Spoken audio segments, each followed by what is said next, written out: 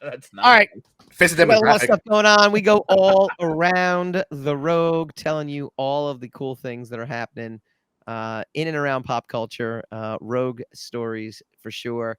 We had a trailer drop today, which was Avatar 2. Can someone please remind me what happened in the first Avatar?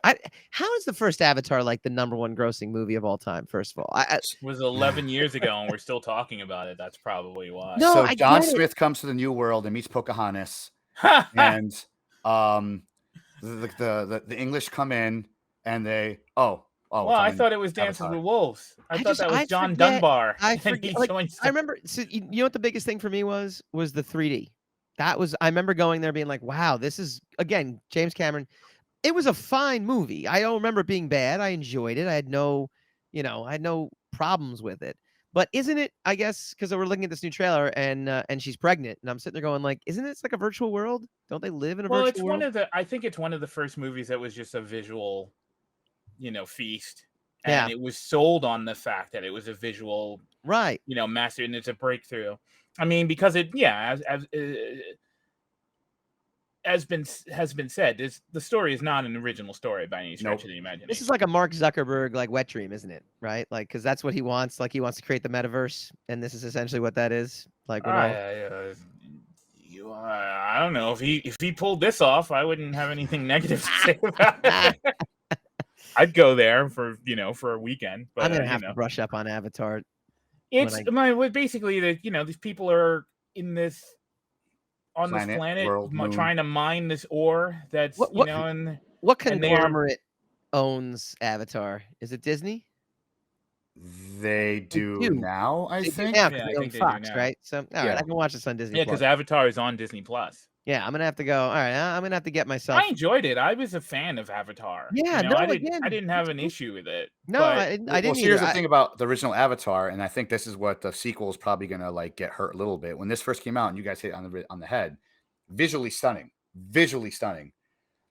Now it's still visually stunning, but you have other movies out now or older, like Ready Player One. That was pretty much almost all CG except for live action, and that looked really stunning. Like I don't know if this has to be much more story driven, in my opinion, than just CG. Because in the first movie, it was CG. Aaron clarified for it. It's the blue people were real, but the Avatar was the miners infiltrating their culture. So yeah, because I remember they could go into the bodies. That's what an Avatar is. So they. But were, I mean, look, I'm not going to bet against Cameron. That's the only thing I say. I'm not. I have the same. I've got the same misgivings. Like I've got the same. I have the same attitude about like it's got to be more than just visuals. It's just that. I just don't bet against James Cameron. No, I could be wrong. It's gonna do well. It's going to do great. I know it's got its appendix. I don't know if it's going to do well. My point is mostly, I don't think I'm going to not have a good time. The state of the theater industry right now. This is as metaphorically on point of a softball as you can get, like or a layup or whatever sports analogy you want to use. It's got to compete with the Black Panther. So but Black Panther comes out November 11th. I mean, it'll be on Disney Plus by the time Avatar comes out a month later. Theoretically, and Black Panther may not be. Black Panther's going to be. That's going to be. I don't know. Everyone's saying it's a sad movie. I don't know if anybody's going to want to run to a sad movie during the holiday season. So again, tentpole. That's all they need. Just need a tentpole. Anything with a tentpole, and you got it. I'm open to all possibilities, but I do agree that it has to be more than just a CG visual eye fest. But I just have a little. I'm giving undue faith to the creator. No, it's due. But that's all I'm. It's due. Because I mean, everybody. I just remember how he got roasted.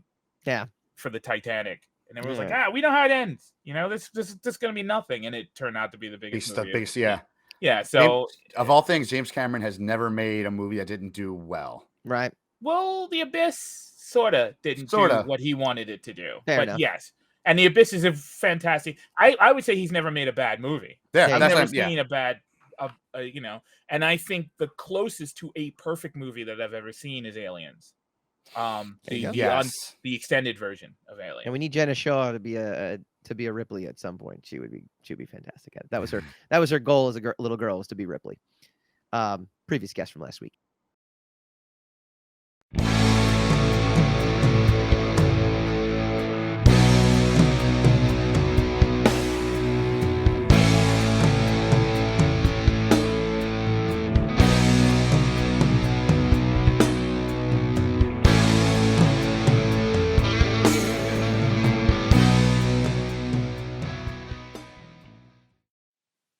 Rogue Wave. Hi guys, Mike Dolce here from the Rogue Wave podcast.